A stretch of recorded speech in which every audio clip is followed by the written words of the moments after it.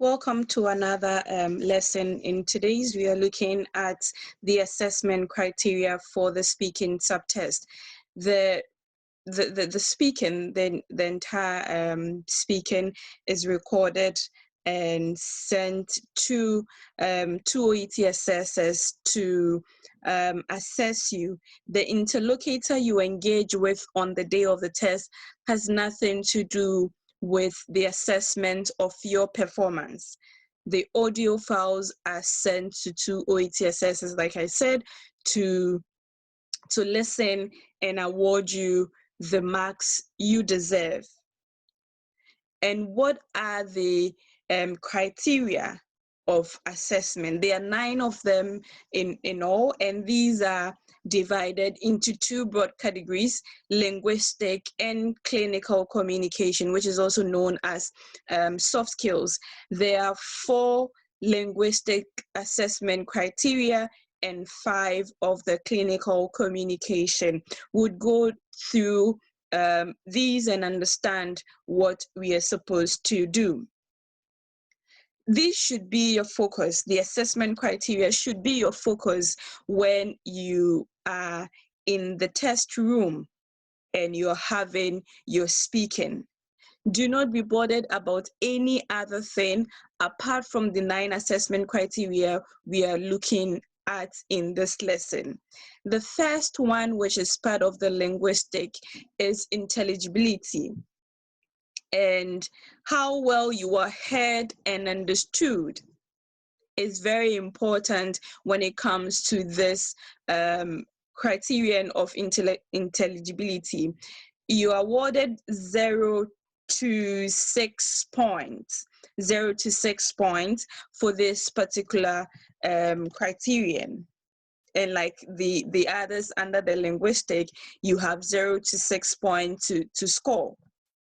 So how well you are heard and understood based on your pronunciation, your intonation, the rise and fall of your voice, your stress, where you place the stress markers in your words and the sentences, your rhythm, your pitch, how high or low your voice is, your accent. This doesn't mean that you need to sort of get a different accent for the sake of the test.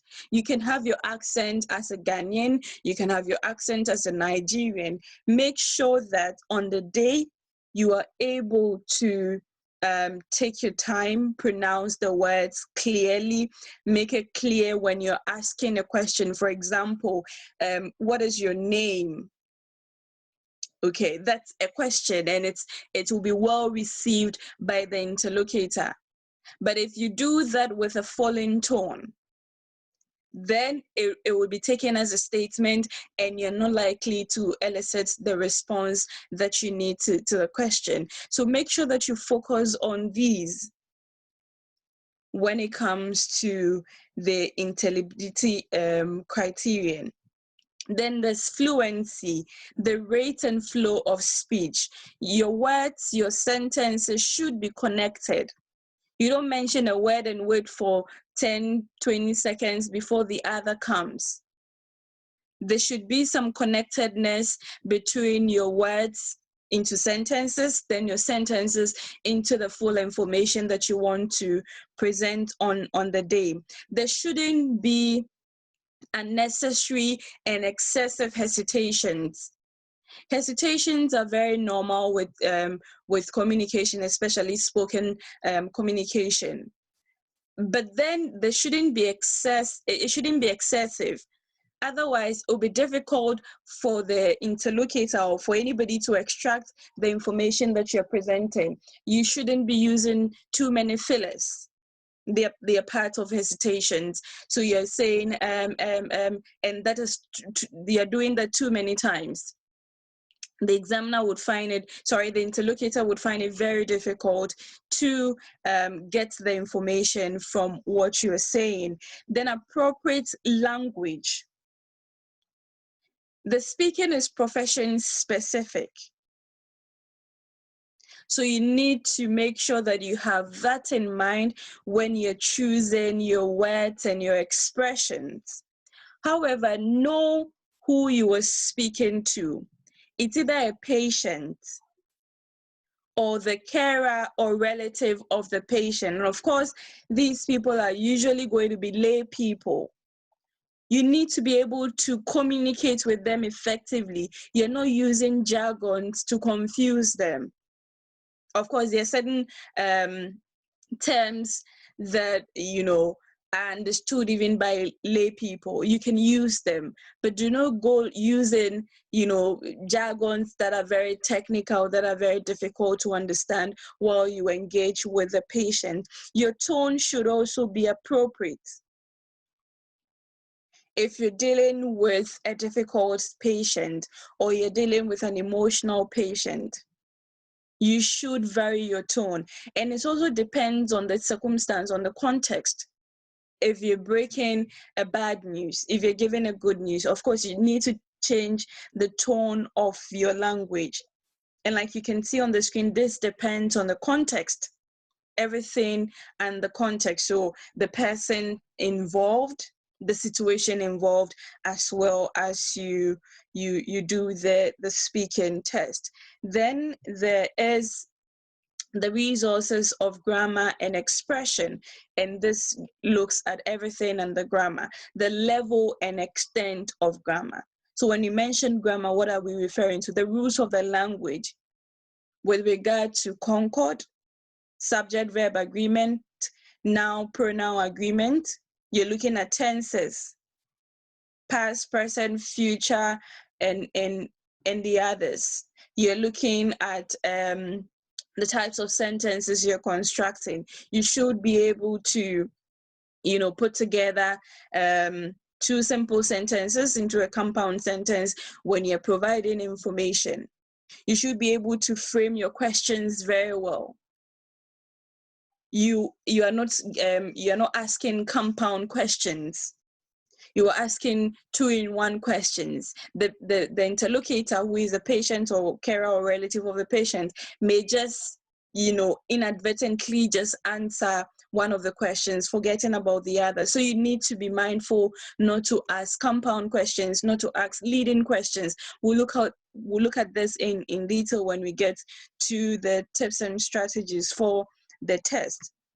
So these four come together to form the linguistic aspect of the assessment criteria. Let's look at the clinical communication or soft skills. There are 5 of them, and for each you're scoring between 0 and 3 points.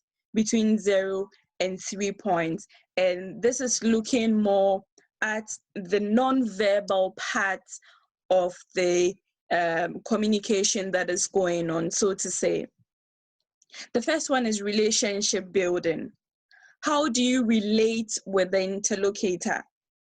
How do you initiate and sustain the interaction? They are tasks to guide you, but then how do you link them together so that you form a very coherent communication process with the patient that you're having? How do you link the first task to the second task, or how do you move from the first task to the second task? You should be welcoming, you should be friendly, you should be respectful, you should be non-judgmental.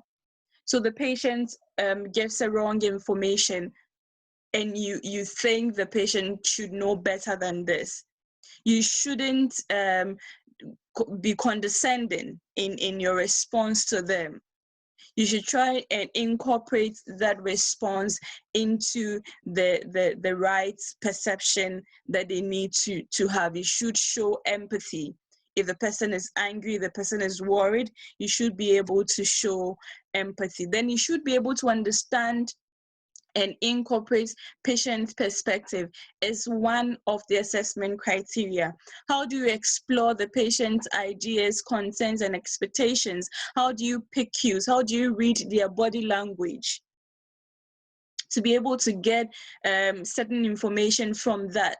And how do you include that into the information that you're giving? or into the interaction that is going on. You should be able to provide structure. You have tasks that you need to accomplish. The interlocutor, like I said, at some point may try to just digress a little bit. How do you make sure that you bring back the interlocutor to what you have to do without being disrespectful? Because as part of building relationship, you should be able to allow them to express themselves. You should be respectful to their views. But then how do you still ensure that you bring them back on track with regard to providing structure to the speaking that is going on, to the speaking test that is going on? So signposting and organizing, you can use labeling. For example, can we talk about treatment options? So it means that what you're about to talk about has been labeled treatment options. Sometimes you need to repeat the information provided by the interlocutor to help you understand very well what was said. You can summarize. This is to help you to efficiently gather and provide information. Is to efficiently help you to gather and provide information during the role play. Then you have information gathering. You need to make sure that you get the right information from the patient. Of course, the right amount of information also. Not just the right information, because sometimes they're going to give you the wrong information. You need to make sure that you ask the right set of questions to get the necessary information from the interlocutor. You need to actively listen, and active listening includes making notes. At some point, you would need the notes that you have made to provide the next information or to summarize the information that you've been given. You need to be able to ask the right set of questions. No compound questions, no leading questions. You can ask open-ended questions, questions that wouldn't restrict them in the response that they need to give you. For example, if you ask, your name is Mary, right? That is that kind of restricts the response that you get. Either you get a yes or no response. But if you ask what is your name, which is open-ended, you're likely to get something more than yes or no. You should be able to encourage the interlocutor or the patient to clarify. As a way of summarizing, it would encourage them to clarify, or you can ask them to do so. Then the last assessment criteria under clinical communication is information given.